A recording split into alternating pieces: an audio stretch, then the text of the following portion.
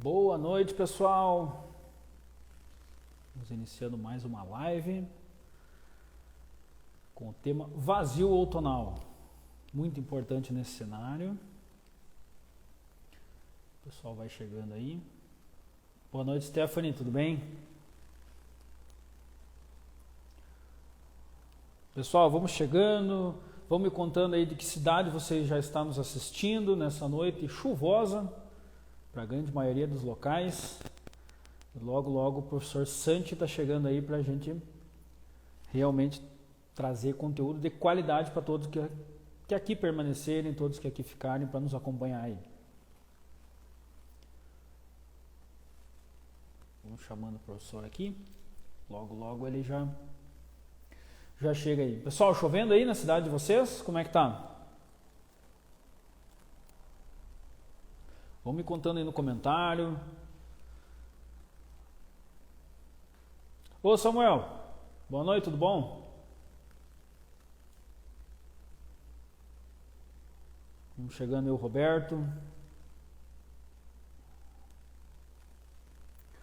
Vamos chegando aí, pessoal, que a gente vai, logo a gente chama o nosso convidado aí. Logo ele vai estar chegando. O professor Santi é uma grande referência na nossa área, né? Trazendo muito conhecimento nessa noite. Vamos aproveitar aí. Vai chamando aquele amigo, né? Vai mandando a live para aquele amigo aí, para aquele produtor, para aquele colega que precisa dar uma olhada nesse conteúdo, que precisa conhecer um pouco mais sobre o vazio. Olha, o pessoal aí, a Stephanie dizendo que está chovendo. O Roberto aí, muita chuva. Isso aí, pessoal. O tempo resolveu chover agora, né? Então, antes tarde do que nunca. De chuva a gente não pode, temos que só agradecer. Eu vou tentando chamar aqui, pessoal, o professor Santi. Ele já está com nós na live aí.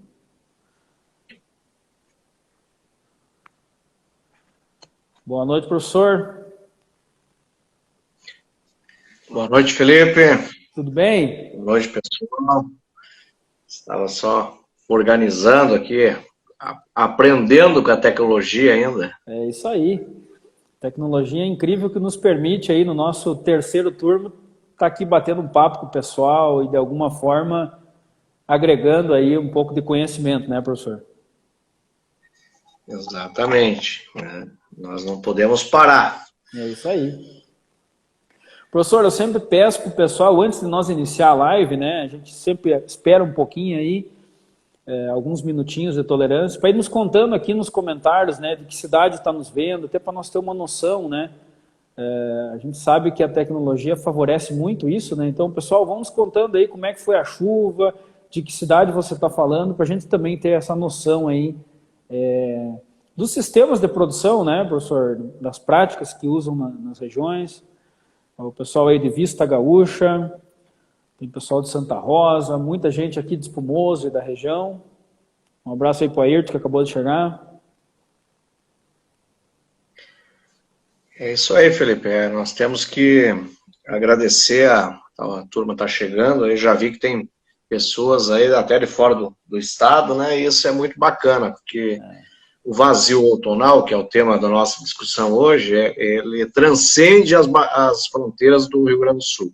Isso que a gente tem que deixar muito claro, porque a gente tem uma oportunidade muito grande no Brasil e é isso que nós vamos explorar hoje. Então, compartilhei, Felipe, nos grupos aí que eu participo, do Brasil Central, né, enfim, para que o povo venha debater esse tema que é extremamente oportuno.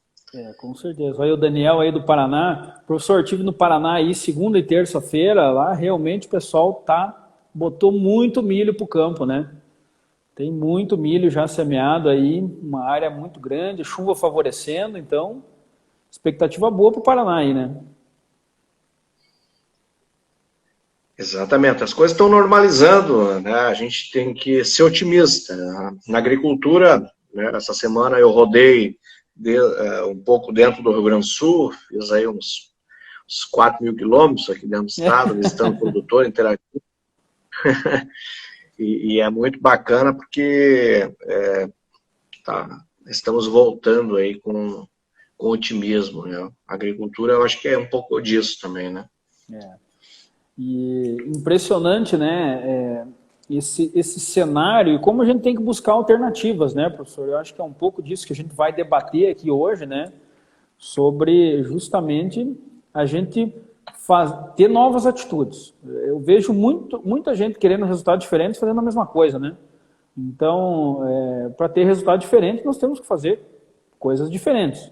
Não quer dizer que tudo que é diferente é bom, mas nós temos que nos reinventar como produtores, como pesquisadores, como profissionais, como engenheiros agrônomos, para estar atento ao que realmente traz resultado no campo, né? Então, o pessoal comentando aí, ó, Juí 15 milímetros. Então vamos lá, pessoal, vamos começar a nossa live de hoje. Estamos aqui na nossa quinta-feira. Para o pessoal que me acompanha sabe que normalmente a cada 15 dias eu convido para estar presente aqui comigo um profissional de grande referência.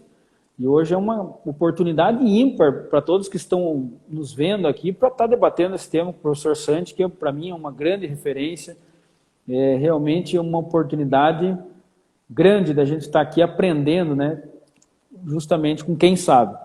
Então, o meu nome é Felipe Unif, para quem não me conhece. Eu trabalho com consultoria e com pesquisa agrícola aqui em Espumoso, no Rio Grande do Sul, e região.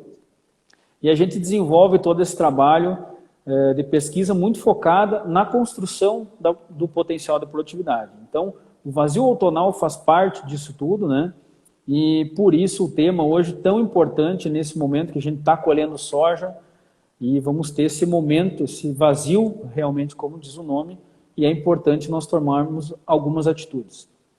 E professor, seja muito bem-vindo, aqui nós vamos ter um bate-papo aí, e queria deixar aqui meu agradecimento pela disponibilidade, sei que sua agenda é muito apertada, o senhor estava viajando hoje, a gente conversou bastante aí, mas fica aqui o meu agradecimento mesmo, meu e de todos que estão nos vendo, com certeza, de a gente poder ter esse momento de troca de informação, e eu gostaria que o senhor se apresentasse para o povo que eventualmente, acho muito difícil, não te conheça, né? Obrigado, Felipe. Uma boa noite a todos, oficialmente, agora, né? Vi que tem o pessoal aí até do Mato Grosso do Sul, né? O pessoal os colegas, professores da URGS aí presente. Então, realmente é sempre um privilégio, Felipe, a gente poder usar as tecnologias que estão disponíveis para que a gente consiga difundir o conhecimento. Eu tenho uma premissa muito básica para mim, mas que me direciona como pessoa e como pesquisador, que a pesquisa é para produtor produzir, não para traça comer. Então não adianta a gente publicar dentro das instituições de pesquisa e de ensino e não chegar até o produtor. E eu acho que esses espaços de debate têm exatamente essa proposta, né? Eu sou professor na Federal de Santa Maria, aqui no campus, em Frederico Westphalen, no norte do estado. Sou diretor técnico também da Connect Farm, né, que é uma empresa de inteligência de dados, né, não da agricultura de precisão, inteligência de dados, né, e também sou coordenador do Laboratório de Agricultura de Precisão aqui do Sul, né, um dos primeiros laboratórios aí do Brasil. E, enfim, eu acho que o tema, eu quero destinar aí um tempo maior ao tema, né, porque estamos exatamente no momento de tomar decisão, de reflexão e de entender também o que isso pode significar dentro do sistema de produção e o que isso pode significar também dentro aí da proposta de melhorar o nosso inverno e também melhorar o nosso verão, né? Excelente, professor. Eu te confesso que eu estava muito ansioso por essa live, porque eu sou um grande entusiasta de planta de cobertura, de a gente cobrir o solo nesse desafio que é 365 dias por ano, né? Da gente ter realmente um sistema de produção eficiente, como eu chamo aqui, né? Na nossa metodologia que a gente trabalha com nossos clientes, e realmente plantas entregando benefícios para as próximas culturas e o sistema como um todo trabalhando para aumento de produtividade e aumento de potencial, né? Que a gente chama muito da construção da produtividade. Então, realmente, para mim, esse é um momento importantíssimo, né? Porque já talvez fazendo aqui um paralelo, me corrija se eu estou errado, mas antigamente nós tínhamos sojas de ciclo muito longo, né? E muito a presença da pecuária, do gado nas lavouras. Então, a gente meio que fazia isso, né? O preenchimento desse vazio outonal, quando nós colhíamos lá em maio, talvez, né? Um soja, final de abril, né? Quando a gente, me lembro do meu pai, né? A gente colhia soja e ficava faceiro, né? Quando nós vínhamos cortando o azevém já, que já estava alto, né? Então, de certa forma, a gente fazia isso, né? E com a tendência de nós encurtarmos o ciclo da soja, realmente esse gap ficou, né? E com a retirada do gado, então nós temos esse momento, né? Que talvez no passado isso não era tão importante, mas aqui acabou, né? Nesse momento passando a ser mais importante. Nós temos aí uma janela cada vez recuando mais cultivares, de pelo menos 2 meses e meio a 3 meses sem plantas cobrindo o solo. Seria mais ou menos esse cenário, professor? Exatamente, assim, portanto que a gente registra aqui que está presente conosco aí, pessoal aí das 2 maiores empresas, né, de plantas de cobertura, né, mix de plantas do Brasil, aí, né, o pessoal da G-Crops e o pessoal da Raik Sementes. Então, muito bacana, aumenta a nossa responsabilidade quando essa turma também está conosco aqui, né. Assim, o ponto inicial, ele é exatamente eficiência agronômica e eficiência produtiva, né? Quando a gente encurta o ciclo das culturas de verão, a gente começa a ter essa janela, Felipe, que até publiquei nas minhas redes sociais recentemente, que isso significa 25% de ineficiência nas nossas lavouras, tá? Ou seja, né, o que significa? Às vezes a gente como produtor, né, eu sou filho de pequeno produtor, então eu sempre digo a gente como produtor, né, não para fazer essa reflexão, o que significa 60 dias, 90 dias dentro da nossa lavoura. E realmente isso significa, se eu tenho 90 dias de tempo parado na minha lavoura, significa que a cada 4 anos, 1 ano eu não produzo nada. Aí vocês imaginam o seguinte, 1 ano eu não produzo nada. Aí 1 ano, nas culturas de interesse econômico, acontece aqui no sul do Brasil, que está acontecendo agora, né, que é esse grande problema aí de estresse hídrico. Então, eu fico dependente de 50%, né, da minha safra. Então, a gente vai ter que reagir. Né, esse é um ano histórico para o Brasil. Nós temos que registrar aqui também que estamos comemorando 50 anos da adoção do sistema plantio direto. A própria Federação Brasileira do Sistema Plantio Direto vai fazer um grande evento em Foz do Iguaçu, né, para comemorar essa data. E a gente não tem mais desculpa, a gente vai ter que achar uma solução, porque, né, e agora vem as guerras, a guerra está aí, que começa a valorizar culturas que a gente sempre ficou um pouco com o pé atrás, com um pouco de medo, que é trigo, por exemplo, né? Mas a cultura do trigo a gente tem que fazer alguma coisa antecedendo a ela, em termos de plantas de cobertura, para que, né, ela não onere nossos investimentos e que ela consiga realmente entregar produtividade, entregar rentabilidade, mas também com um viés de minimizar problemas depois no verão.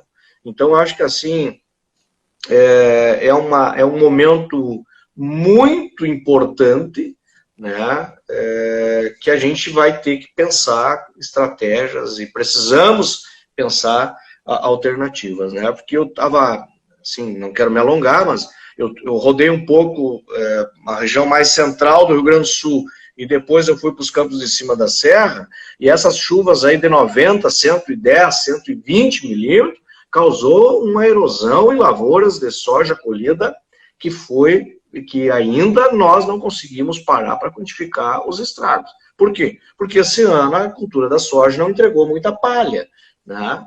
E aí vem toda essa reflexão, como que nós vamos se organizar para que não aconteça mais isso que aconteceu esse ano.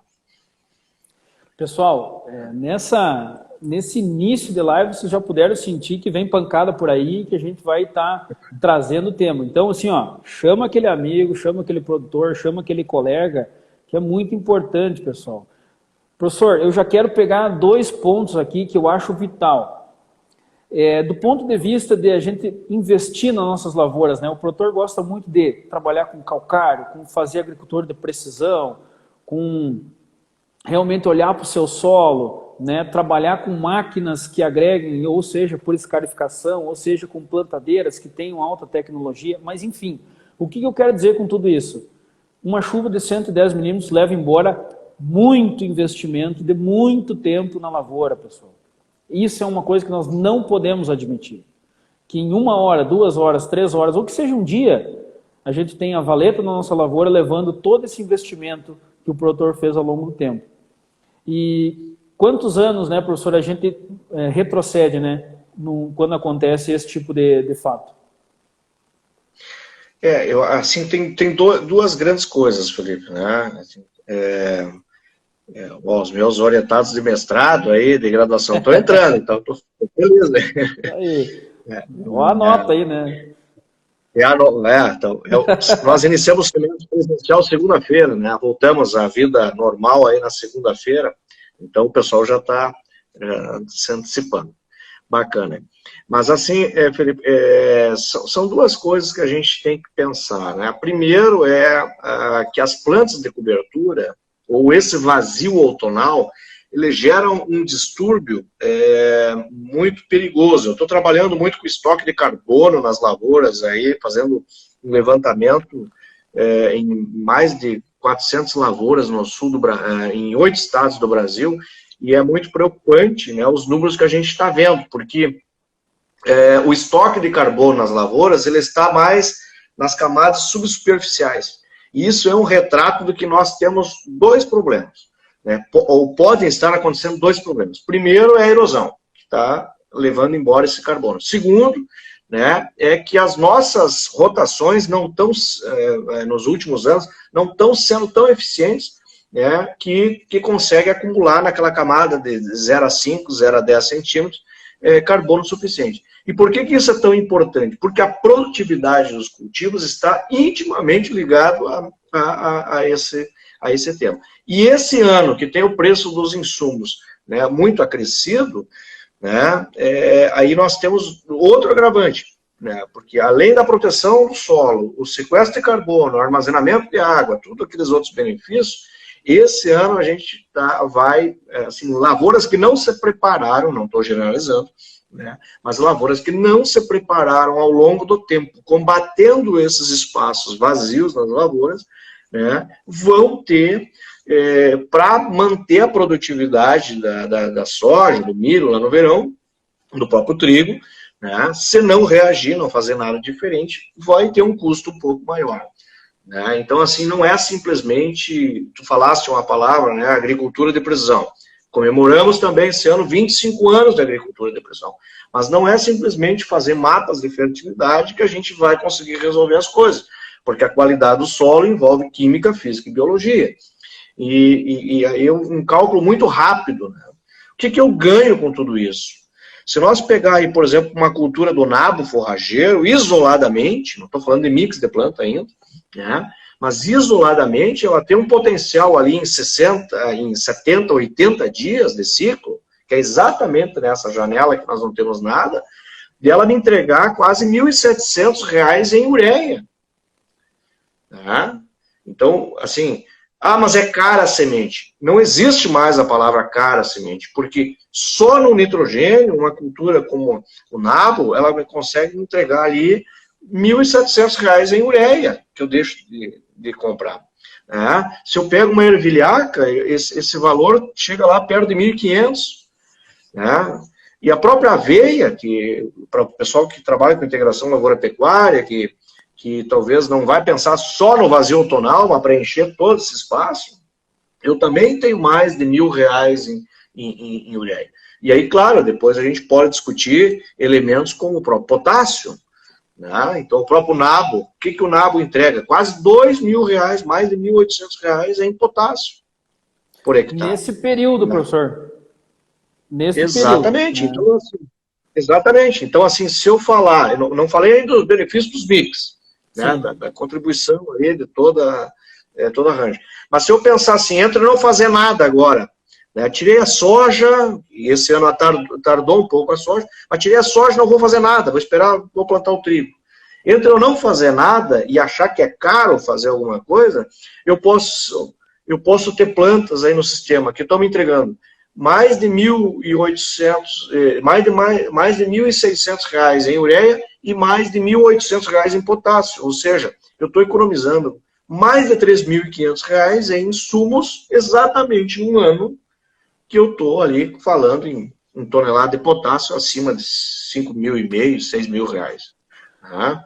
Então, eu acho que essa reflexão não é simplesmente cortar a adubação, mas pensar como que as plantas de serviço, as plantas de cobertura, podem nos ajudar a fazer algo a mais para a nossa agricultura que não simplesmente combater a erosão, que era a premissa básica lá da década de 80, de 90. Professor, incrível, eu achei fantástico essa comparação. A gente tem os dados aqui, a gente foca sempre em plantas de cobertura no inverno, eu faço ciclagem de nutrientes também. E acaba sendo muito importante essa análise, né? Principalmente nesse período. Quanto vai representar esse ano, talvez você tenha um aporte de nitrogênio nesse trigo, né? Que talvez o produtor não vai conseguir investir tanto em ureia. Veja do ponto de vista, né? É o que eu sempre falo para o produtor, e aqui eu quero trazer que nesse momento do vazio outonal, nós estamos, e aí eu quero copiar uma frase que eu ouvi do Rodrigo Rossato aí, um grande parceiro nosso, que é: estamos fazendo a safrinha de nutrientes nesse momento. Então eu achei inteligentíssima essa ideia, não sei se é dele, enfim, mas eu vi no Instagram dele, que eu acho muito inteligente, porque é realmente isso, né, professor? Nós estamos nesse momento adubando a nossa lavoura. E aqui eu queria fazer mais um parênteses, que eu me atualizei para essa live, eu preparei um pouquinho, nós demos uma olhada, eu estou aqui com um quadro na minha frente olhando. Pessoal, nós vamos gastar R$ 100 por hectare para plantar nabo. E nós estamos falando só em nitrogênio em 1.300, 1.500, né? Então, pessoal, um saco de trigo, nós não falamos ainda nem em retorno financeiro, né, professor, em termos de produtividade de trigo. Estamos falando somente na parte ainda que nós não conseguimos ver efetivamente. E pensando além disso, né, professor, todos os benefícios que esse nabo vai trazer também para a soja, do ponto de vista de estruturação, de sistema produtivo, de ciclagem de potássio, de ciclagem de enxofre, né? E também a gente sabe que tem um grande apelo para isso. Então, eu tenho uma tabela aqui, professor, de algumas, a gente está olhando assim, eu vou gastar um saco de trigo com nabo, talvez milheto para algumas regiões, 0,6 sacos, e vamos aí talvez com trigo mourisco, que talvez seja o investimento maior por conta da semente, com 2,5 sacos de trigo. Porém, o trigo mourisco é fácil de você tirar receita ainda, né? Você pode colher isso. Acaba sendo uma oportunidade. Então, veja bem, talvez o primeiro mito que já quebramos aqui, né, professor? Muito obrigado por ele, é a questão do custo, né? Porque eu iria logo falar isso, né? A primeira pergunta que vem na cabeça do produtor é: vale a pena? É viável, né? Eu acho que assim, a gente sempre precisa deixar muito claro, né, assim, que não existe assim uma receita para todo mundo, né? Então talvez o pessoal que está nos assistindo aqui, mas eu estou num lugar de mais altitude, estou com um problema com nabo lá, esclerotina e tal, e o Santi e o Felipe estão me falando de nabo. Não, ele entra em alguns sistemas de produção. Assim como o trigo mourisco, que é uma poligonácea, entra em outros sistemas de produção. Né? Assim como uma ervilha forrageira, né? E aí por aí, uma ervilhar, e por aí vai. Assim também, né? Como policultivos, como plantas, mix de plantas, né?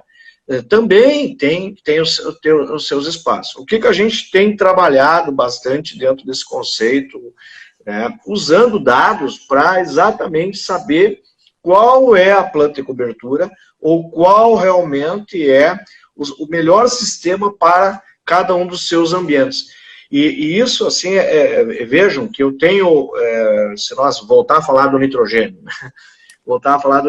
eu tenho sistemas aí mais complexos, com misturas de plantas, me entregando 170, 150 kg de N por hectare. Nossa. nesses 60 dias. Né? E tenho plantas solteiras me entregando aí, né, um pouco menos.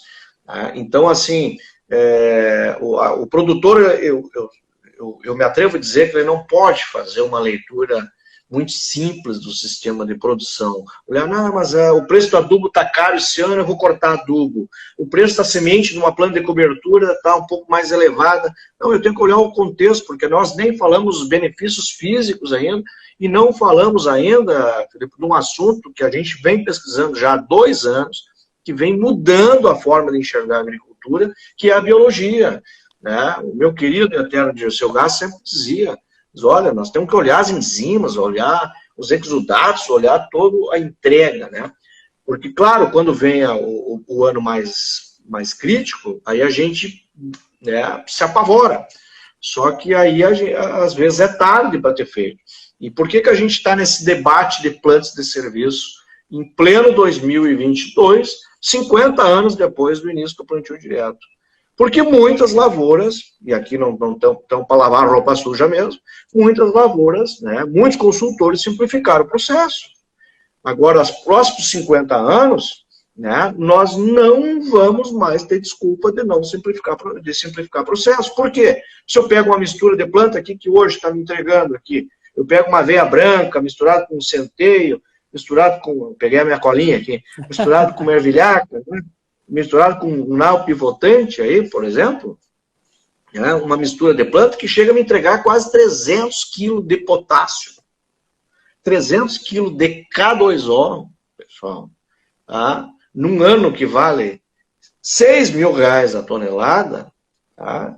Qual é o benefício só químico nisso? Agora vamos pensar por outro lado, o que essas misturas de planta entregaram em proteção contra a erosão?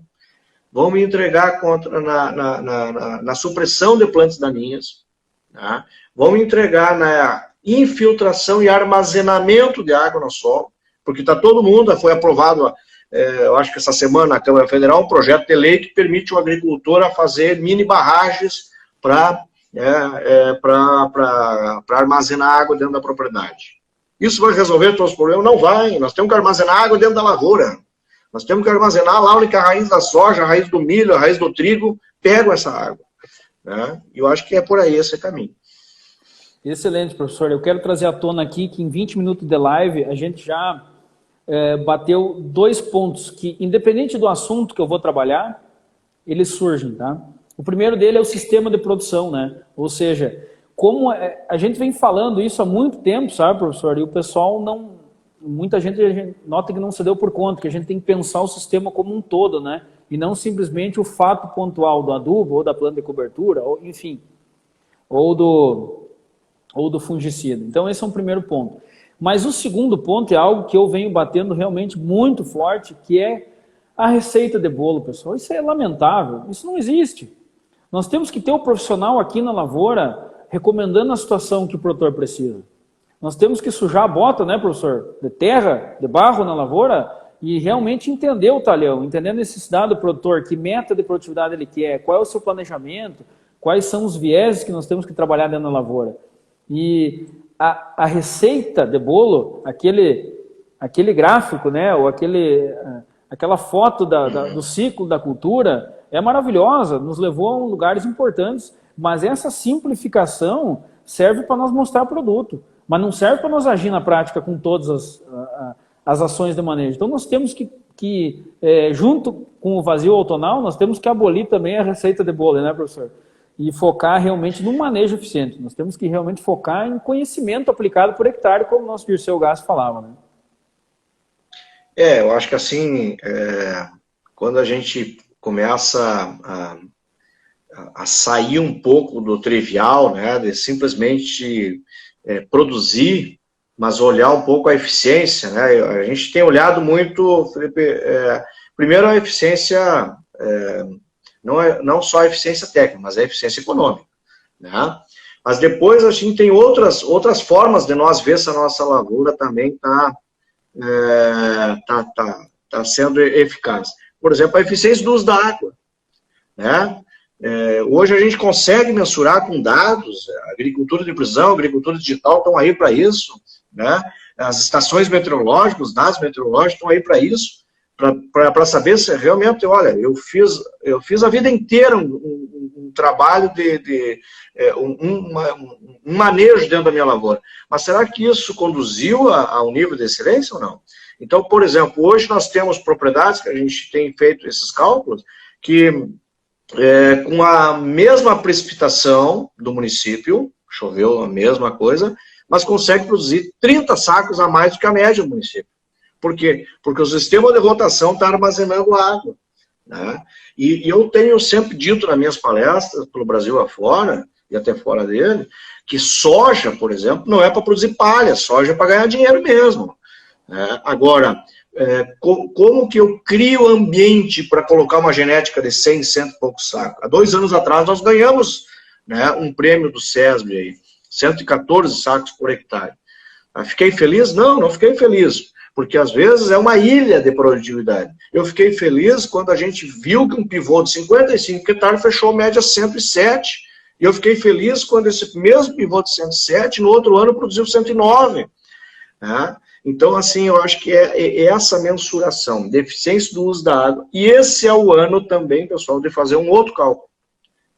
Quantos quilos de soja, de milho, de trigo eu estou produzindo por quilo de insumos aplicados? Né? Então, a eficiência do uso dos nutrientes. A eficiência econômica, eficiência do uso da água e eficiência do uso dos nutrientes. Né? Nós temos produtores que a gente está conseguindo, né, entregar uma excelente produtividade com uma redução de insumo, mas a redução de insumo não é simplesmente ir lá fechar, né, a semeadora para cair menos adubo. Nós agrônomos, tem muito agrônomo aqui conosco nesse ambiente, nós não podemos simplesmente chegar lá para o produtor e dizer nesse ano, olha, o preço do adubo está caro, não vamos botar adubo. Por quê? Porque é um produtor que está preparado há 40, 50 anos para produzir 80 sacos, e aí nós vamos tomar uma atitude, às vezes, irracional, por conta de um problema de dólar, um problema de guerra, um outro problema. Então, nós vamos ter que achar uma solução agronômica. A solução agronômica é olhar os dados e tomar decisão. E só para não me alongar nessa fala, Felipe, por exemplo, eu tenho dados de usar plantas de cobertura antecedendo o trigo, exatamente nesse momento. O que eu faço agora antecedendo o trigo? Que a gente conseguiu ganhar 1.000 quilos de trigo a mais por hectare. Veja só. 1.000 quilos de trigo hoje, eu não fiz o cálculo rápido aqui, mas quanto saco dá e pelo valor do trigo. Né? Já no trigo. Então, realmente hoje, um valor muito expressante, né? Muito expressivo, né? E interessante do ponto de vista do retorno, né, do investimento, ou seja, o custo-benefício. Nós já falamos aqui de um aumento interessante de ureia, ou seja, de nitrogênio, né, para aportar nesse sistema, e já falamos de um retorno financeiro na própria cultura, né? Então, pessoal, eu acho que esse é o momento de nós pensar, de nós usar realmente a agronomia, de nós usar a cabeça do produtor, ter um consultor, ter um assistente técnico eficiente na sua lavoura. Por quê? Porque nós vamos estar trabalhando diretamente com a economia. Uma economia de insumos que não é simplesmente fechar lá a plantadeira, como o produtor falou, mas é uma economia de insumos para tentar entender se a gente vai conseguir chegar com a demanda ou não, se a gente vai atingir a meta de produtividade ou não, se a gente vai ter rentabilidade ou não. É desse ponto de vista que nós temos que olhar. E, professor, nesse momento, eu acredito ser importante a gente debater alguns pontos que você comentou, mas antes disso eu queria trazer aqui um resultado hoje. Hoje eu fechei uma reunião aqui com o produtor, aí entrando nessa linha de pivô, um pivô de 40 hectares a gente fechou 98,97 nesse ano adverso ao extremo, com temperaturas extremas. Então, e foi como isso, né? Fazendo isso, né, professor? Trabalhando com meta, trabalhando com planejamento eficiente, trabalhando com planos de cobertura, ajuste dos nutrientes. Então, num ano como esse, nessa diversidade, nós tivemos que desde plantar, irrigando, né, que não foi fácil realmente, e trazer isso, não só a busca indiscriminada pela produtividade, mas uma busca pela rentabilidade do produtor. A produtividade é uma consequência, mas a rentabilidade é o que mais importa. Como o senhor falou, o produtor precisa ganhar dinheiro, né? Soja para ganhar dinheiro. Mas assim, só me permite, eu acho que tem tu falasse um assunto aqui que é pouco explorado ainda pela própria academia e pela própria consultoria, né? Vejam bem, esse ano, né, teve muitos produtores que tinham condições de irrigar, né, e que não conseguiram boas produtividades, ou seja, não faltou água, né, sim, na totalidade, mas não conseguiram alta produtividade. E a culpa foi para quem? Ah, mas a temperatura era muito alta. Mas, então, assim, como que eu administro agronomicamente a gestão da oscilação térmica dentro da minha lavoura? Porque eu sempre digo para meus alunos o seguinte: uma picanha suculenta, gostosa, que chegou numa churrascaria ali com fome, né, que as plantas às vezes estão com fome, tem todos os nutrientes que é a picanha, mas aí o ar-condicionado está desligado e está lá nos 40 graus. Tu começa a passar mal, tu está com fome, tem tudo que tu quer ali, né, no buffet, e tu não consegue comer. É assim que a planta se comporta. E esse ano aconteceu. E por que né, esse número aí aconteceu aí de um cliente de vocês aí, né? Porque tinha uma boa palhada, né, tenho total certeza, segurança disso, né, uma boa palhada que a água que entrou no solo, a planta se sentiu confortável para ela estar ali dentro daquele meio. Então, assim, são detalhes, pessoal, que nós vamos ter que prestar atenção. Quando eu fazia agronomia, né, lá em 1996 até 2000, eu escutava dos meus mestres que diziam o seguinte: ah, mas milho se produz um horror nos Estados Unidos porque lá a temperatura, porque o clima, porque o solo é bom. Mas aqui nós já conseguimos produzir, Felipe, acima de 300 sacos de milho por hectare. Né? O nosso recorde... do próximo ano, professor. Agora vamos com milho. O nosso recorde foi 380. O nosso recorde foi 380. Incrível, né? Mas por que é possível? Um monte de gestão. Né? E eu acho que assim, a gente vai ter que começar a cuidar detalhes. Por que nós estamos falando de vazio outonal aqui? Porque ele é completamente estratégico. Não só para outras coisas que já foram úteis, como combate à erosão e ciclagem de nutrientes, mas para controle térmico, né, para criar ambiente favorável para que as plantas consigam expressar o seu potencial produtivo. Fazer uma analogia para o pessoal que está escutando nós, que assistiu nós, não esquecer. Né? Quem falava em conforto térmico para a produção de frango, para a produção de leite, né, no passado, ninguém falava, as galinhas eram atiradas lá.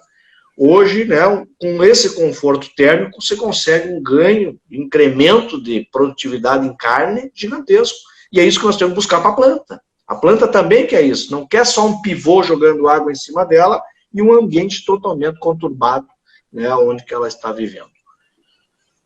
Excelente, professor. Eu acho que essa é a visão de um sistema de produção eficiente, né? A gente trabalhar o ano inteiro para trazer benefícios para todas as culturas que ali estão.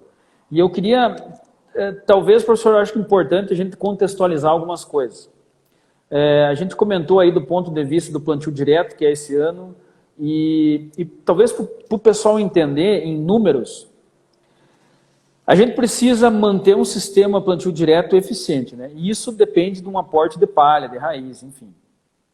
O que a gente está aportando hoje nos sistemas convencionais, ou seja, soja e eu planto um trigo. E eu queria fazer essa analogia com o quanto nós podemos estar aproveitando e fazendo esse sistema plantio direto com o vazio outonal. Quanto que a gente está ganhando em eficiência, né? Eu acho que esse é um ponto extremamente importante, porque acho que liga tudo isso, né? Acho que traz uma clareza de onde a gente está indo, porque é nesse momento que muitos produtores que talvez não consigam aí fazer uma rotação completa, como manda o plantio direto, possam estar trabalhando diferentes raízes, diferentes famílias, né, de planta, diferentes exudatos, relação CN, aportando nutriente, aportando matéria orgânica, construindo uma maior infiltração de água, armazenando mais solos. Mas talvez em números, professor, o que a gente poderia trazer para quem está aqui nos acompanhando, entender um pouco mais, talvez, a importância desse cenário, né? Sim, primeiro eu preciso dar 2 números para o pessoal que está nos assistindo, que a gente está assim, por que a gente está falando tanto em plano de cobertura? Não é só para ciclagem de nutrientes, mas é que carbono, pessoal, matéria orgânica, é a principal, é o principal atributo, né? As empresas, tu falou aí do Rodrigo Rossato, o pessoal aí das consultorias da agricultura de precisão, que vem fazendo um belíssimo trabalho, mudar a conjuntura, né? Não só essa empresa, mas né, eu sou sócio da Associação Brasileira da Agricultura de Precisão, mudou o cenário produtivo no Brasil através de racionalização do uso de insumos. Isso é inegável. Porém, né, isso é conhecido já que o principal atributo, o atributo que tem a maior correlação com produtividade é carbono, é matéria orgânica. Por quê? Porque ele está associado com a estrutura química, com a estrutura física e com a estrutura biológica, né? Então, ele tem um peso maior dentro das áreas. Primeiro número que nós precisamos entender, né, é que no Rio Grande do Sul, isso é um estudo inédito ainda, não está publicado, né, mas a gente vem avaliando aí mais de 100 propriedades aqui no Rio Grande do Sul, nos diferentes microclimas. Eu venho monitorando isso nos 8 estados do sul do Brasil, mas, por exemplo, né, hoje Santa Catarina tem um estoque de carbono um pouco maior, depois o Paraná, depois o Rio Grande do Sul e depois São Paulo. Por incrível que pareça, né, o Paraná ainda está ganhando de nós. Então, assim, nós não estamos lá no ápice de sequestro de carbono, né? O segundo número, que eu acho que aí entra na tua pergunta, né, é que quando a gente tem sistemas mais simples, por exemplo, a cultura da soja hoje, ela me entrega aí em torno de soja, como eu falei, não é para produzir palha, soja é para produzir grão. Então ela me entrega ali 4, 5 toneladas de palha, 6 toneladas aí de palha, né, num bom cenário.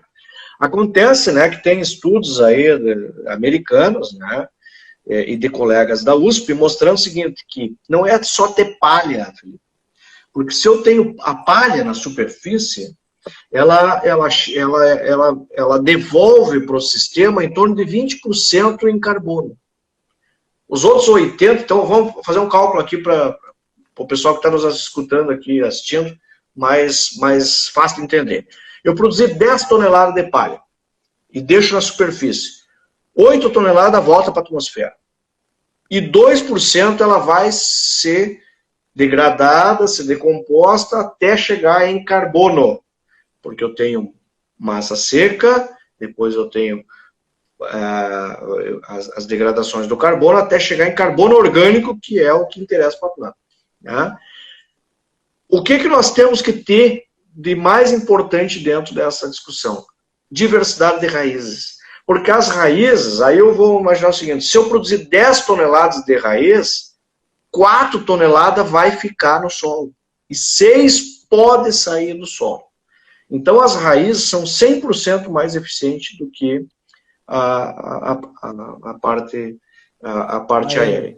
Isso justifica, né? Por que muito produtor diz assim, não, mas eu faço plantio direto já há 40 anos, por que eu não estoquei bastante carbono? Porque produziu bastante palha, mas deixava na superfície e aquela palha voltava. Então, assim, o que está acontecendo hoje, né, nos nossos cenários aí? Muita gente não colhe a soja agora, produziu lá umas 6 toneladas de palha, num bom cenário, tá?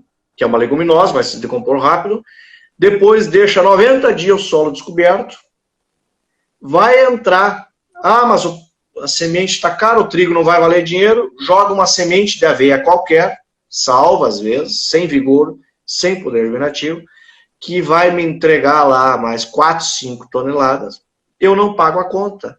Eu preciso, no mínimo, dados aí da Federal do Paraná, 12 toneladas de palha para pagar a conta. Para quê? Para não deixar que a minha matéria orgânica nas análises de solo diminua. Se eu quero subir esse carbono, subir a minha fertilidade, subir o armazenamento de água e ter mais produtividade, eu tenho que fazer coisas diferentes. Por isso que, por exemplo, no verão a gente bate tanto na tecla. Tem que ter milho em algum momento. Milho entrega 10, 12 toneladas.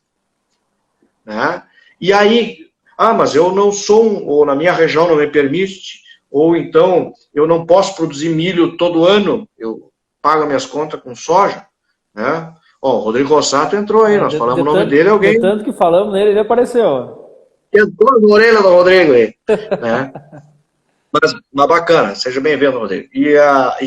O interessante é que, assim, nesse período que nós estamos discutindo aqui, a gente quer dar umas férias para o solo, a gente quer ter mais massa, ter palha. E aí sim, Felipe, eu consigo entregar, dependendo do consórcio que a gente usa, porque até o Rodrigo entrou aí, a gente tem um trabalho junto com a Sementes Aurora, com a Agropreciso, o pessoal lá em Cruz Alta, que nós temos sistemas que entregam até 12 toneladas de palha exatamente nesse período que nós não estamos fazendo nada. Então, assim, os sistemas mais simples, eles são mais simples de manejar, mas eles não, a médio e longo prazo, eles não entregam sustentabilidade econômica. E tem que ficar claro isso para o produtor. Porque daí não adianta contratar a melhor consultoria agronômica, usar os melhores fungicidas, a melhor estratégia da agricultura de precisão digital, porque falta base, falta qualidade do solo. Isso é importante, né, professor? Porque essa base é o que vai garantir você passar, né, por momentos difíceis. E aí eu queria trazer um pouco isso à tona agora, porque está muito quente isso na nossa cabeça, né? A gente viveu isso na pele, foi difícil, estamos passando por um ano histórico também do ponto de vista da seca, né? Da estiagem, da dificuldade que o produtor está nesse momento. E nada mais justo do que nós pensar em preparar ambientes, né? Acho que esse é o recado, vamos dizer assim, se essa seca trouxe algum ensinamento, né, para nós, esse foi um. Obviamente que não estou falando aqui, né, professor, que uma seca de 90 dias nós vamos resolver com solo, né? Mas sim. Esse recado ficou, e se não ficou, eu sugiro o pessoal rever alguns conceitos aí, porque é importante. Pessoal, nós estamos no Rio Grande do Sul, tradicionalmente nós temos 15, 20 dias sem chuva, isso é normal. Né? Alguns anos que não teve, mas é uma tendência. Então nós temos que passar por isso com um solo resiliente, com um solo eficiente também. E isso quem vai conseguir nos trazer são planos de cobertura. Essa questão de realmente a gente ter esse aporte, construir ambiente, vai ser com um sistema de produção eficiente, vai ser através de culturas comerciais, sim, mas o que a gente coloca nesse meio termo, né? Como que a gente aumenta essa quantidade de palha, de carbono, de ciclagem, de raízes, né? E essa diversidade é importante. E eu queria aqui trazer 2 pontos, professor. A gente trabalha muito com isso, né? Com plantas de cobertura durante o inverno, ou nesse momento, e entender quem tem maior retorno. Então, o que a gente acabou descobrindo aqui ao longo do tempo é que esse vício de aveia preta, soja, não está nos trazendo retorno. No mesmo momento em que você associa a aveia preta, um nabo ou uma ervilhaca, você já tem altos ganhos de produtividade na soja. Ao mesmo tempo que você muda para um centeio, né, você tem ganhos de produtividade na soja. Então, veja bem, como faz sentido realmente, né, professor? A gente não pode simplificar o processo. Simplificando, nós vamos ter perda de produtividade. Então, eu queria trazer um pouco esse panorama, né? O quanto a gente precisa trabalhar em ambientes produtivos para nós passar por momentos de estiagem. Lembrando, né, pessoal, isso é previsão, pelo amor de Deus, né? Previsão. Previsão quer dizer que não está realizado ainda, né? Nós temos uma tendência de laninha ainda para o ano que vem. Então, não adianta nós chorar o leite derramado lá no soja. Nós temos que fazer agora. A nossa safra de soja do próximo ano começa quando a tua máquina passa colhendo essa. Então, nós temos que ter muito claro esse cenário. Colheu a soja, nós estamos construindo o próximo ano já. Isso é muito importante, nós temos que ter essa visão. E aí, professor, eu acho muito importante isso, a gente contextualizar um pouco esses 2 cenários. A simplificação pode te levar a um cenário de estagnação, mas também construímos agora o próximo ano, né? Eu desenvolvi um trabalho aí com a minha turma aí do LabSul, né, alguns estão à escuta aí, comparando exatamente, pegando aquela aveia lá, salva, e plantando ela, né, e sempre fazendo isso. Mas eu não gasto com semente, depois eu compro uma semente de soja de alta qualidade, né? Eu compro um adubo, eu faço uma agricultura de precisão e tal. E aí, na média, pessoal, nós chegamos a 189 sacos de 3 safras. Aí, quando a gente começou a fazer coisas diferentes, como tu falaste, Felipe, botar uma crucífera, uma gramínea, uma leguminosa junto, nós começamos aí a ter R$ 1.500 a mais por hectare. Então, assim, sair professor. daquela... Te interrompendo um pouco, a gente fez essa mesma análise, também chegamos a mais de R$ 1.000 de lucratividade dos nossos ensaios na soja, quando a gente mudou o processo. Desculpe te atrapalhar, só para pegar o gancho. Não é atrapalhar, eu acho que essa, assim, e aí quando a gente começou a pensar um pouco melhor as plantas, né, tá, mas se eu botar uma outra cobertura, um outro sistema, então assim, nós tivemos uma variação, Felipe, de 1.500 até R$ 3.300 por hectare. Então vejam assim, pessoal, são as oportunidades que a gente tem, né, de continuar no trivial. Parece que assim até é meio chato a gente bater tanto nessa tecla. Mas olha, né, eu fiz um estudo agora recente, e a nossa conjuntura de estoque de carbono no Rio Grande do Sul, considerando as áreas produtivas de soja, área produtiva de milho, área produtiva de trigo, né, extrapolando para isso, né, nós temos aí uma oportunidade de dobrar, Felipe, o estoque de carbono que nós temos atualmente. E é um assunto que vai vir, nós vamos ser beneficiados num futuro muito próximo, né? O primeiro benefício que o produtor ganha, qual que é? Ter mais carbono dentro da lavoura dele. Produtividade. Né? Mas nós vamos ser bonificados futuramente por ter um estoque maior. Não é à toa que tem várias iniciativas aí, vários projetos acontecendo. Segundo lugar, né? Logo vai entrar alguém dizendo o seguinte: nós somos produtores de soja, nós somos recicladores de carbono e nós somos produtores de água. Né? Que belo serviço à sociedade, né, professor? E nós prestamos serviço para a sociedade. Né? Então, eu acho que assim, vale a pena a gente dar uma especulada e cuidar um pouco mais o que vai fazer. Agora, claro, assim, que o que a gente tem trabalhado. Primeiro, não existe uma receita pronta como se prometia na década de 80. Né? Tem pessoas mais da velha guarda aqui conosco, né? Ou eles me perdoem, né? Mas se fazia muita incursão, assim, né? De vários municípios, ia para o Paraná, ia para não sei aonde, lá ver o que o cara estava plantando. Ah, ele está usando tal mix, está usando tal plano de cobertura, voltava para cá, adotava, se ferrava.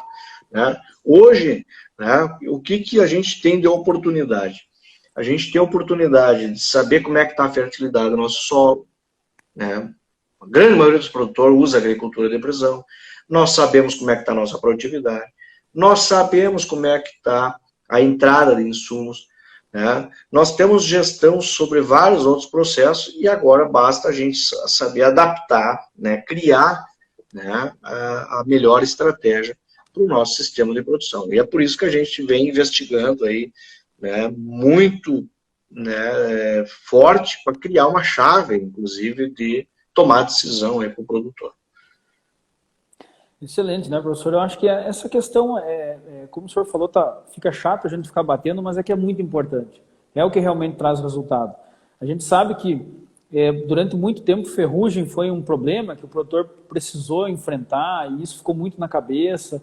Eu preciso comprar o fungicida. Só me permite aqui, só te cortar para dizer o seguinte: o nosso erro, eu disse isso num evento lá em Goiânia, num evento de plantio direto. O maior erro que nós cometemos é achar que os problemas estavam resolvidos com as plantas de cobertura.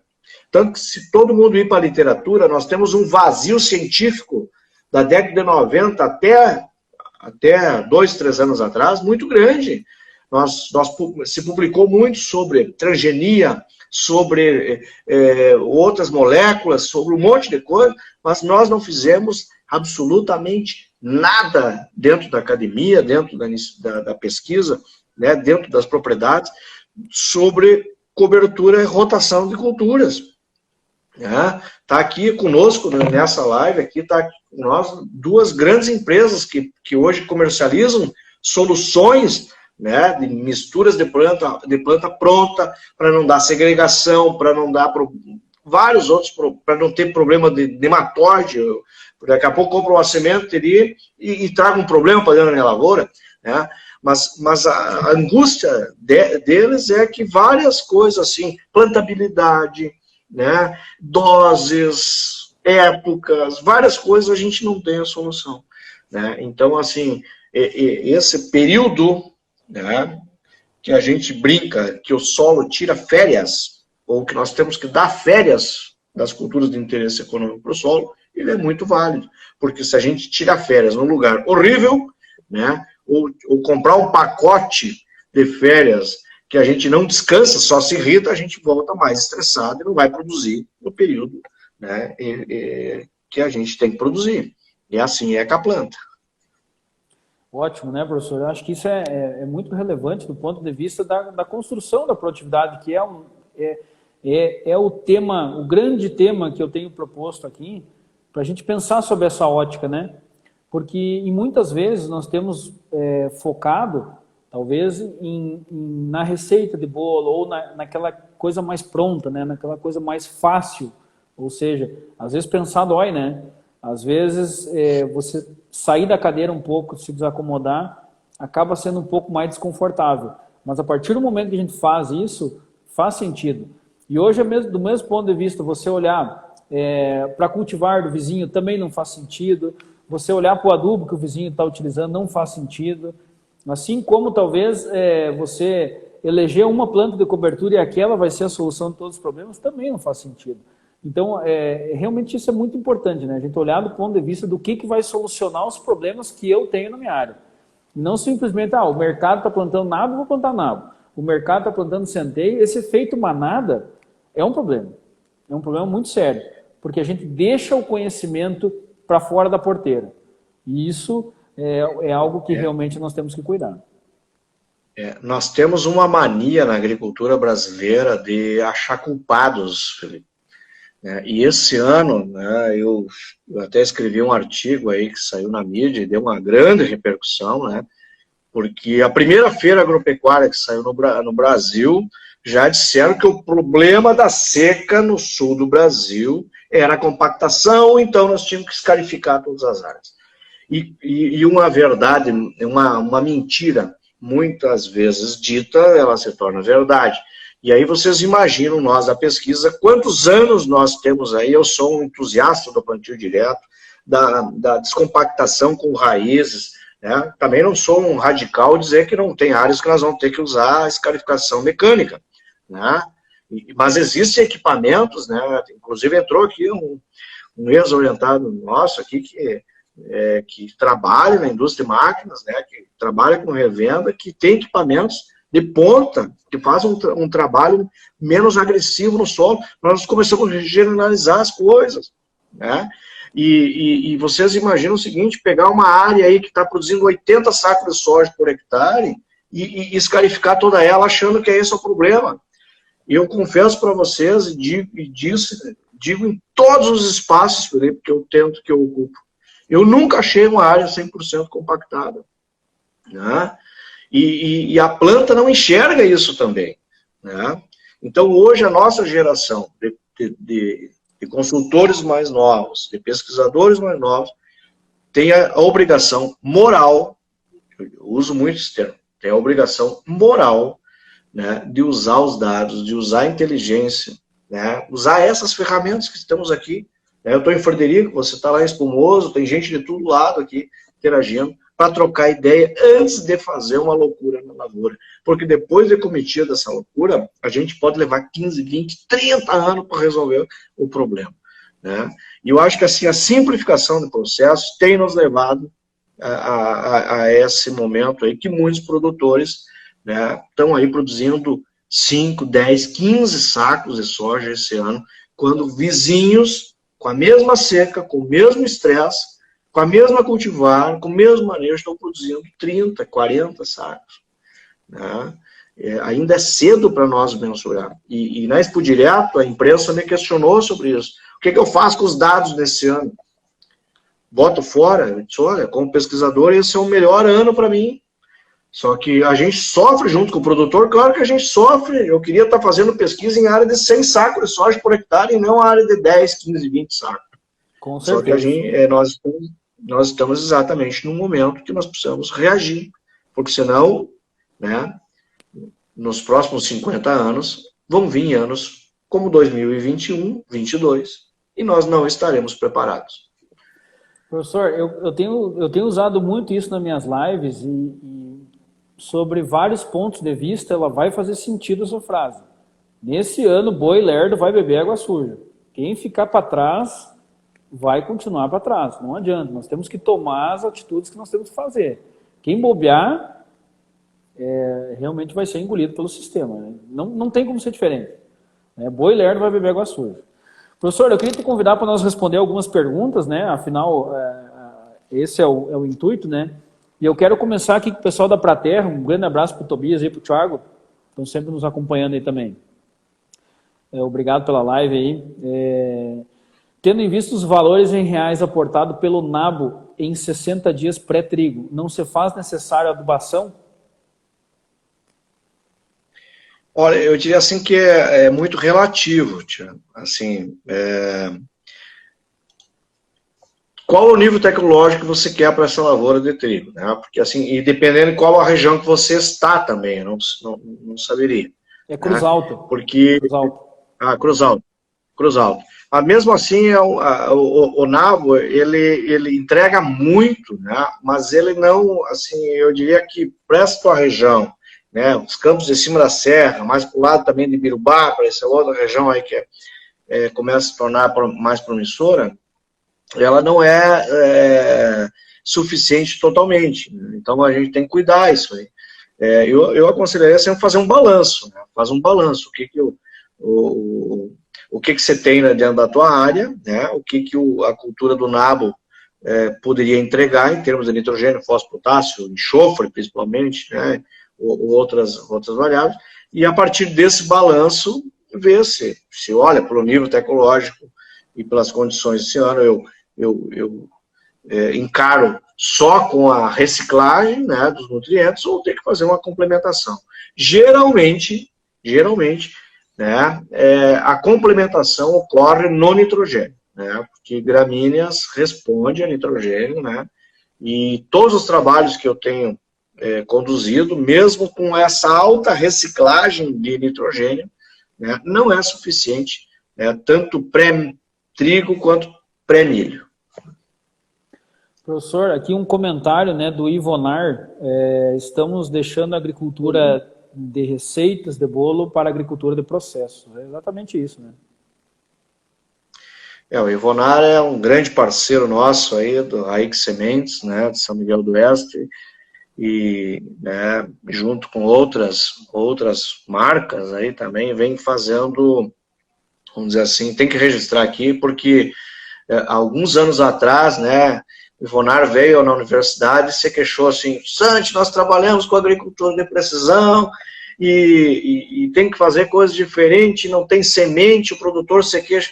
Esse cara é uma oportunidade, não adianta nós falar da pesquisa que tem que fazer coisas diferentes e não ter coisas diferentes no mercado. Então, né, um grande abraço aí para o pessoal do Raíx, porque realmente começaram a criar soluções. Né? Hoje tem várias outras soluções, mas foram pioneiros aqui no sul do Brasil em criar essa questão aí de misturas de plantas, cuidado com a segregação, cuidado com a qualidade.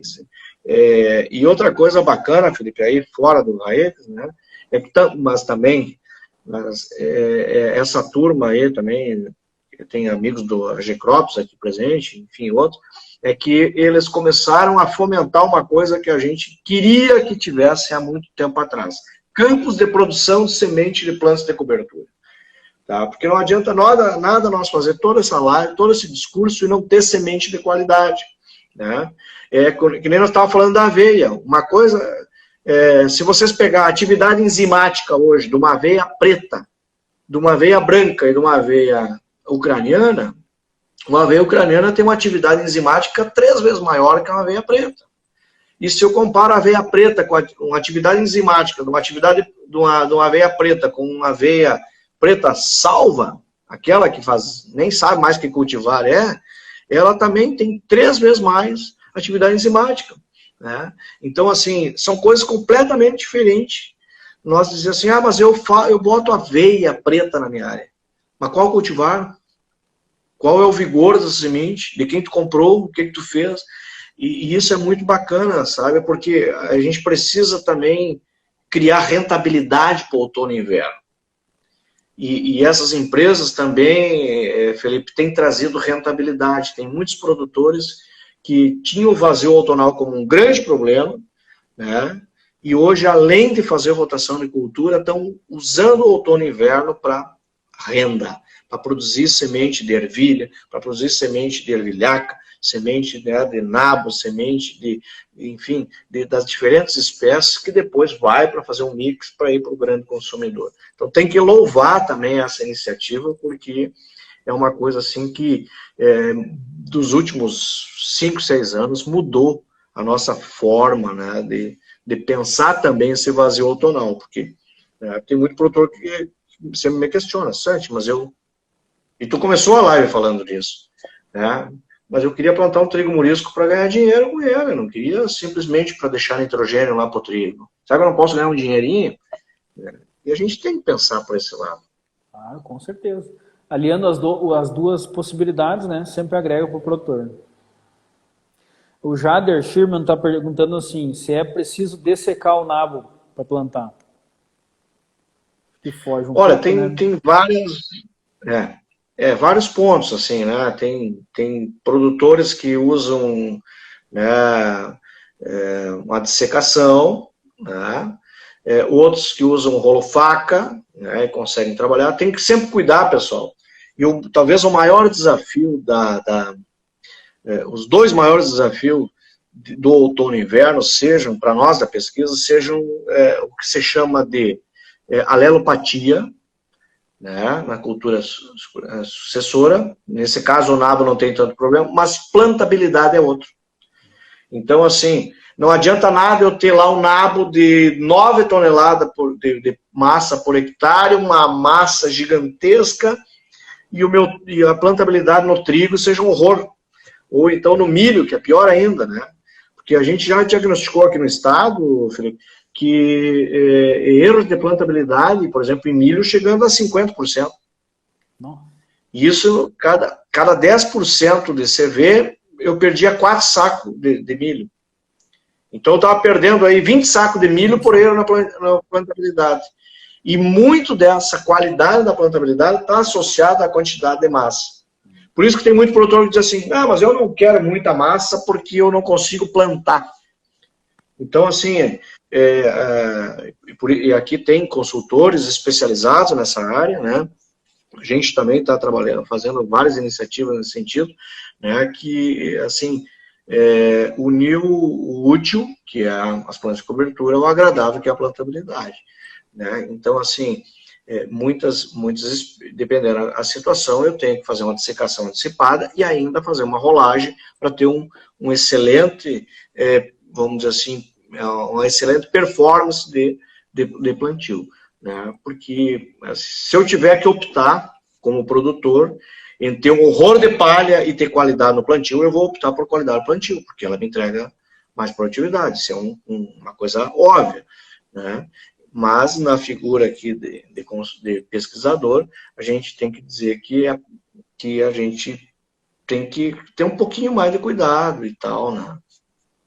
Ó, a frase aí do Evonar, palha não é problema, né? Realmente, assim, nós temos que aprender, eu acho que assim, a grande mensagem que eu queria deixar para vocês todos é que a gente tem que aprender a plantar na palha.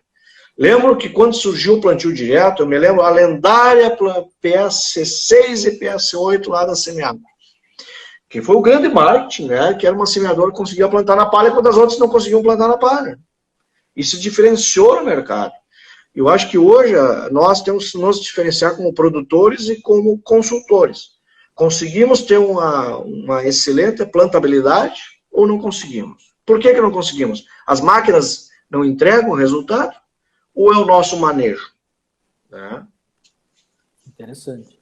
Professor, o André Toledo aqui tem uma pergunta interessante. Até como a gente tem um plantio até mais do tarde, né, plantio de dezembro até janeiro, algumas colheitas vão iniciar em final de abril. O que ele está perguntando aqui? 30 dias seria necessário para o nabo acumular massa para entregar resultados? E eu adicionaria aqui, quantos dias o senhor acha interessante entre o mínimo, né, para nós ter um acúmulo interessante de massa e ciclagem, enfim, efeito no físico, químico, biológico no solo?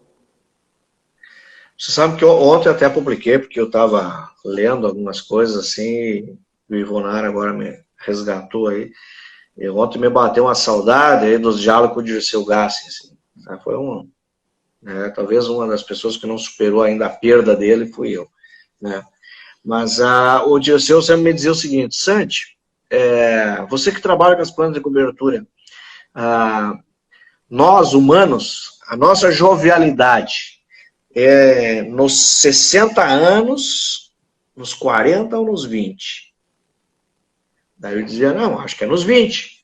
Tá, mas nos 20, daí tu tem jovialidade, não tem dinheiro. Tu não tem. Tá, bom. Tá, mas então é nos 40. Não, mas nos 40 tu tem dinheiro, tá, não tem tempo. Tá, mas então é nos 60, que seria no pré-florescimento, uma planta de cobertura. Ah, mas não sei se tá, mas aí tu não tem mais saúde. Quando entra na fase que, né, tu está ali reprodutivo, e ele, infelizmente, ele partiu me deixando essa dúvida e não consegui ainda resolver, né? Saber exatamente, porque tudo que existe de publicação, essa pergunta é muito, muito inteligente, né?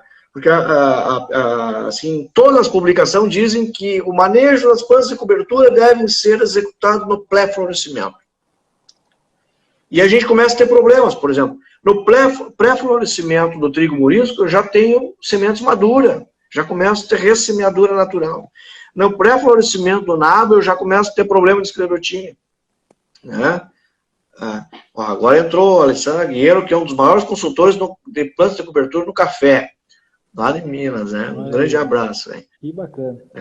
Então, assim, a gente não sabe ainda o melhor estágio.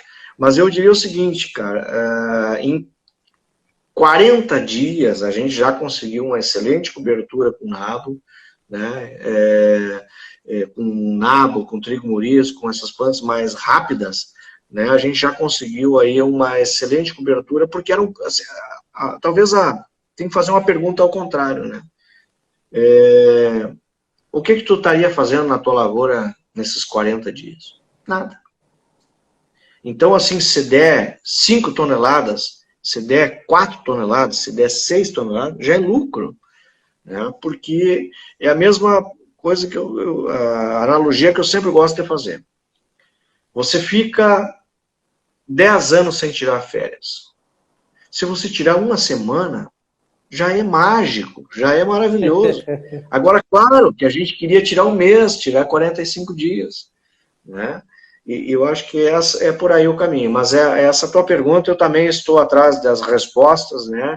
E agora a gente vai retomar a vida presencial na universidade. Eu vou fazer alguns trabalhos exatamente de tentar entender a ciclagem, a curva de ciclagem de nutrientes.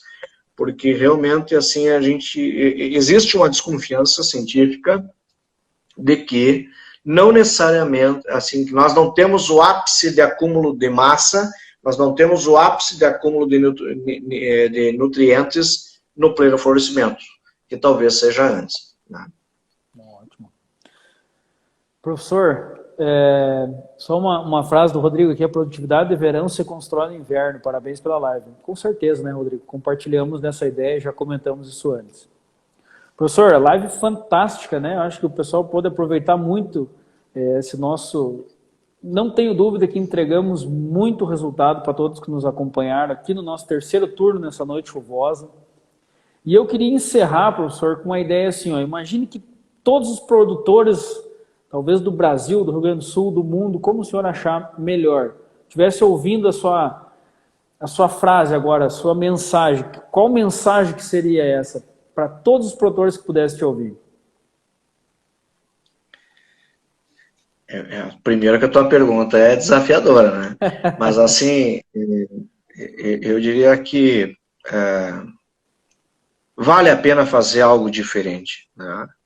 E não só por um compromisso, né, por um desejo de maior produtividade, mas eu acho que a gente tem que deixar alguma coisa diferente aí para as próximas gerações, né?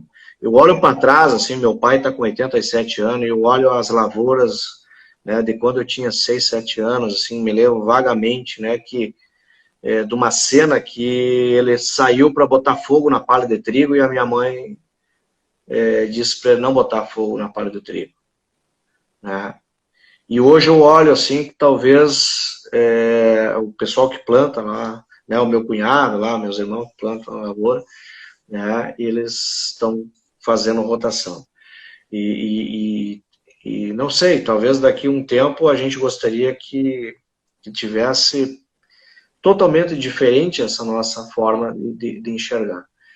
Mas assim, a grande mensagem que eu quero dizer para os produtores, depois dessa quase que uma frase, assim, um momento bastante emocionante, né, é que vale a pena fazer ou usar um pouco mais. Primeiro, porque a gente ganha mais dinheiro. Tá comprovado. Segundo, né, que a gente vai acumular mais carbono. E terceiro, né, que a gente vai deixar um solo muito mais sustentável aí do que essas últimas 5 décadas que nós vivemos. Porque, né, vejam que nós estamos debatendo as velhas máximas da década de 80, em 2022. E daqui 2032, não sei que tecnologia vai nos esperar, Felipe, mas eu não gostaria de dizer, olha, nós tínhamos que usar mix de planta, nós tínhamos que usar coisas diferentes. Então, assim, eu acho que, em resumo, né, é que eu queria dizer para vocês que não vamos frustrar e matar ideias e projetos. Tá? Acho que o maior prejuízo que nós temos na nossa vida é dizer que isso não vai dar certo, isso eu já testei, não funcionou, né, que não dá certo. Então, assim, resumo da minha fala. Tá? Não vamos nos acomodar. E o meu querido e eterno Dirceu Gastos dizia o seguinte: capricho, capricho, capricho. Capricho não é limpeza, pessoal. Capricho é teimar, teimar, teimar, insistir.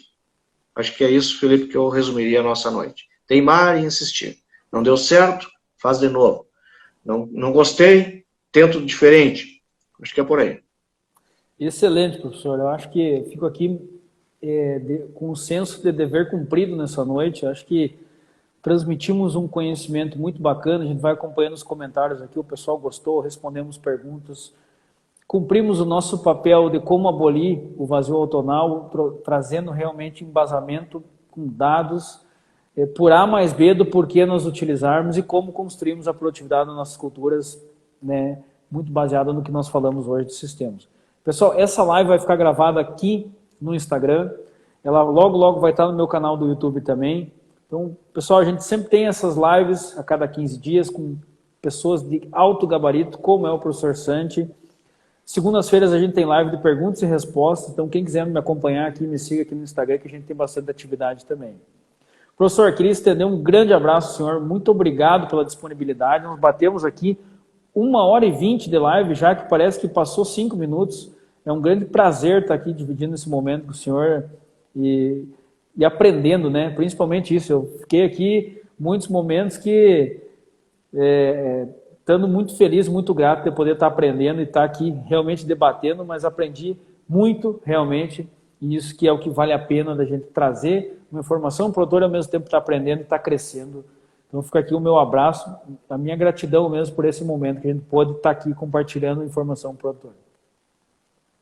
Eu que agradeço, Felipe. Agora acabou de entrar aí meu primo, o Edilson, aí, lá do Mato Grosso, né, um grande nome lá da indústria de máquinas, né, e vejam como as pessoas se interessam por esse tema nas diferentes áreas do conhecimento. Eu acho que é isso, cara, né, que eu parabenizo demais o teu trabalho, porque a gente precisa unir forças, Felipe, né? Eu sempre digo assim, a gente está no momento de uma grande força-tarefa em prol da qualidade da agricultura brasileira. A nossa oportunidade aí é gigantesca, mas nós podemos e devemos fazer um pouco mais. E eu acho que é isso aí. Eu acompanho um pouco o trabalho que você vem fazendo, né?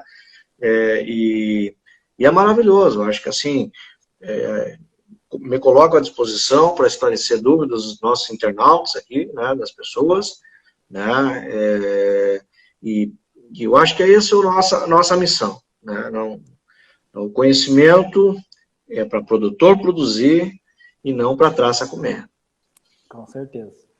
Professor, grande abraço a todos que nos acompanharam até aqui, fica aqui o meu agradecimento. Quem vai estar vendo essa live também na forma gravada, grande abraço, qualquer dúvida, entre em contato conosco, né, produtor? Onde que o pessoal te acha? Bom, o pessoal pode me encontrar aí, eu estou no LinkedIn, no Instagram, no Facebook, né, e também pelo WhatsApp, aí no meu número já é meio público, aí todo mundo tem, mas não, né, depois eu vou compartilhar também, né, essa live também nas minhas redes sociais, e o pessoal pode me encontrar também aí, né, mas é fácil, é só botar meu nome aí na internet que já me acha em tudo que é rede social, né, a gente está tentando se adaptar, porque eu sempre brinco, né, na minha vez mudou tudo.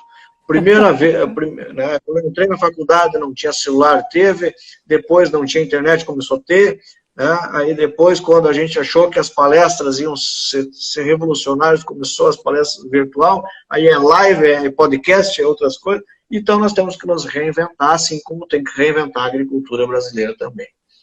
Ótimo, excelente. Pessoal, um grande abraço, um abraço a todos aí, tenham todos uma ótima noite, conte conosco aí porque precisar, dúvidas aqui na nossa rede social que a gente responde sempre e esperamos estar contribuindo. Grande abraço a todos, uma boa noite. Uma boa noite, um grande abraço.